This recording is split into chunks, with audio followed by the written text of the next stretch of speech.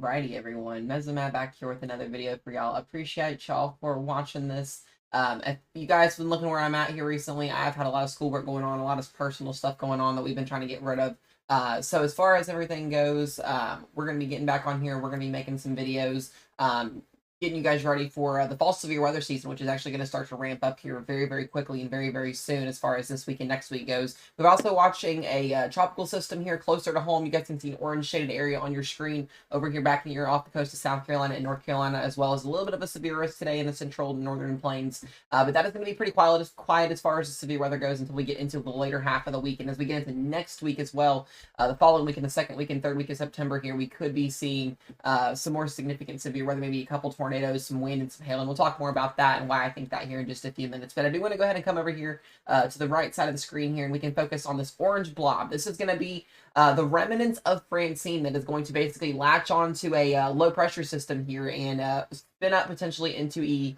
either Helene, which would be tropical, our next name on the list, which could be a tropical depression or storm. I think the models are really still kind of in a little bit of disagreement on what the strength is going to be of this, if in fact this does develop, but we more than likely will see a tropical depression at least out of this, I think, before we go into the middle half of the week here. And then this would make a quote-unquote landfall in North Carolina and South Carolina, bringing a lot of rain into parts of Virginia, West Virginia here. This area would see a lot of needed rainfall over the next couple of days once this system does in fact move inland here. So we're going to be watching this. The Hurricane Center does have a 30% chance of this developing in the next 2 days and a 50% chance in the next 7 days. So more than likely by midweek here, we'll see that percentage here go up with this, and we'll keep you guys updated on that. You guys can actually see a pretty good blob of convection and thunderstorms that are trying to get themselves together here over the coast of the Carolinas and South Carolina. So we'll keep you guys updated on that. I will say on the end of things, we're not expecting a hurricane. We're not expecting this crazy thing like Francine was. By the way, if you were impacted by Francine, my thoughts and my hearts and my prayers goes out to you guys that were impacted.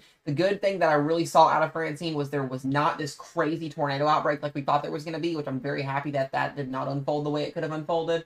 We did see a couple tornado warnings throughout, but it was really just the hurricane force winds, the storm surge. Like I said, anybody that was impacted for those, I hope you guys can get through that, work you guys through that, and get you guys back on your feet again. So if you guys were impacted by those storms as well, feel free to send a message to me, get that out to me, and we'll see what we can do as far as potentially giving you guys some information and steering you guys in the right direction on that. So other than that, like I said, we are seeing overall some general lingering remnants from Francine kind of here in the southeast. We actually had a couple storms here in western Kentucky yesterday, so definitely still seeing the impacts here as far as the rain goes. Much needed rainfall falling across the deep south, so we'll keep that updated for you guys as well. But we do have a small little marginal risk for severe weather today, and that's going to be back up here into the northern plains. We've got North Dakota, South Dakota, and Nebraska in this risk zone today along Interstate 90 and Highway 83 from Valentine, Nebraska, all the way up here to Bismarck and Jamestown. This is going to be for wind and hail today. Not expecting any tornado threat with this at all, but you never know. Things can't be ruled out. So just be mindful up here today, that marginal risk zone. Now we are going to be seeing more severe weather, especially as we go into the later half of this coming week here.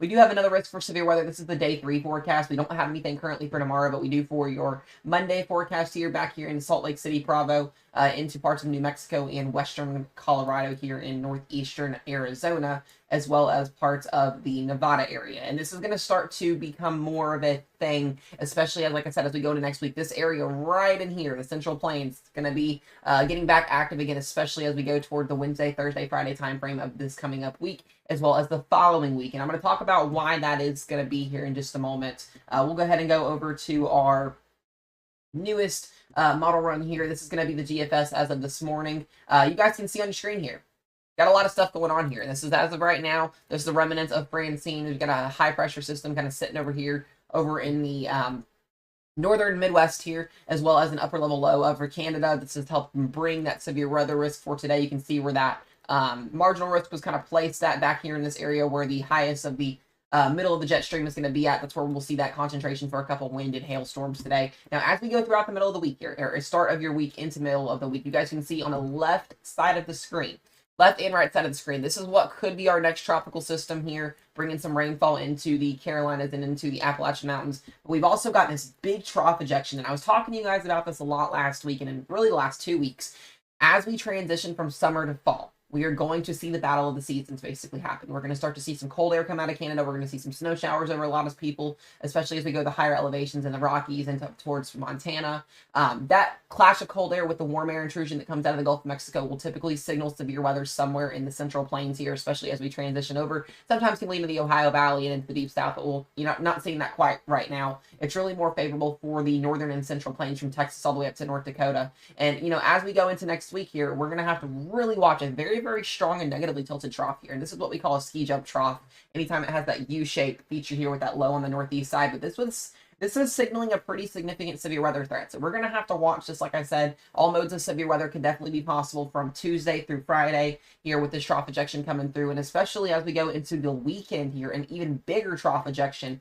Anytime you get these jet streams that dip down as far as, central California here, you're typically asking for a pretty, big setup, whether it be snow, wind, whatever the setup is. It's typically a pretty big weather pattern. And so you're bringing in the Gulf of Mexico moisture, you're bringing in the cold air from, like I said, down here into Canada. This will bring some pretty cold air. I think we're going to see temperatures anywhere from 15 to 20, maybe 25 degrees below average over here in the West Pacific late next week.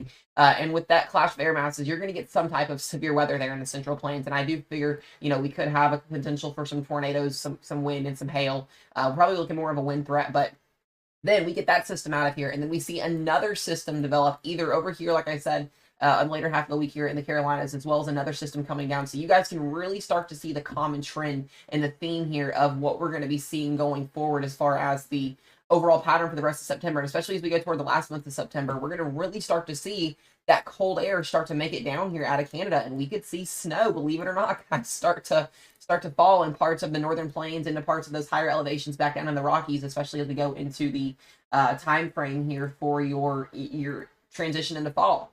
Fall leaves are changing, cool air is coming down. We're going to start to really see those snow showers eventually start to become a thing, especially as we go into the month of October as well. So just another view here, kind of show you guys what we're looking at there. There's our low pressure system off the Carolina coastline. Could this develop into Helene potentially?